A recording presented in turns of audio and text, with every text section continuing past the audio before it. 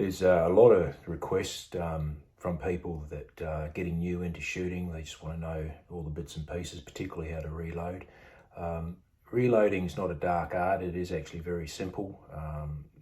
You've got to remember that there's many ways of doing the same job. So what I'll do is I'll go through a step-by-step process using a one-arm bandit. This is a Lee. You can pick up a Hornady, whatever you can get your hands on. It's just a simple reloading tool. And then we'll go through setting it up on the bench, and we'll go through the process of what's involved. So I'll do that step by step. We'll probably go with reloading a 6.5 PRC. So it won't really matter if you want to load 223, 308. They all basically got a neck, and it's all basically a similar process. So we'll do that step by step. Couple of tools you may want to grab if you see them on sale. This is a simple ultrasonic cleaner. I think I picked that up for 40 bucks at Aldi. For Australians, they'll know what that means. Don't use it a lot. Comes in handy every once in a blue moon. I typically use a tumbler for cleaning my brass. The media in there is corn cob. There are other medias available, but we'll go simple stuff to start with.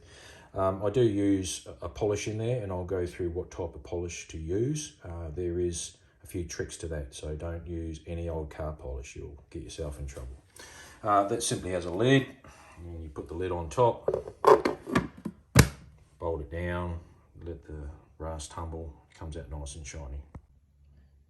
Now, you will need projectiles. Obviously that's the sharp bit that goes in the end of the bullet. In our load we'll be using the LDX 143 grain. That's a .264 projectile, so that's what we use for the 6.5 PRC. You can also use it for the Creedmoor as well. Cracking bullet does a lot of good work. I'll probably do some work on YouTube where I can show you the results of these projectiles.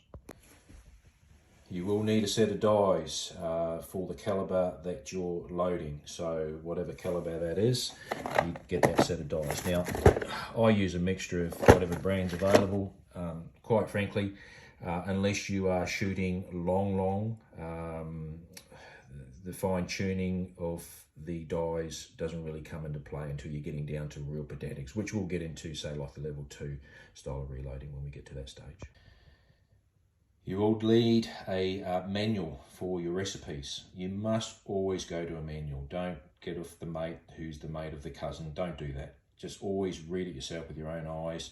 Double check it all the time. Now this is an older edition. There's a new edition out on the ADI powders, which is typical for Australian availability powders. I also use their online system. So ADI have a system online that you can use, which is very practical as well. So always use a recipe from a manual. You'll need primers. So they're getting a bit hard to get at the moment. Large rifle primers is what we'll be using on our load. So if you can get your hands on them. So if you're doing 308, 6.5 Creedmoor, 6.5 PRC, they all take a large primer. Listen, don't be too fussy about what brand. Just get what you can get your hands on at the moment, because they are getting quite short and availability is getting harder and harder. The other thing you need, of course, is powder. So obviously, to obtain powder primers, you do need a gun license in Australia. So if you're not in knowing how to do that, I might just do a quick vid on what's involved with doing that.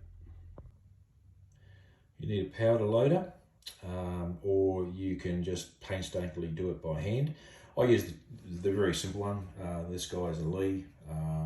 Very straightforward. Throws a powder. I fine tune it. I'll show you that when we get to that stage. I am very particular about my loads. I like to be them smack on the grain that I'm chasing. You know, it's important to be pedantic when you get to powder, because you don't want to make the bang go the wrong way when you make a bullet.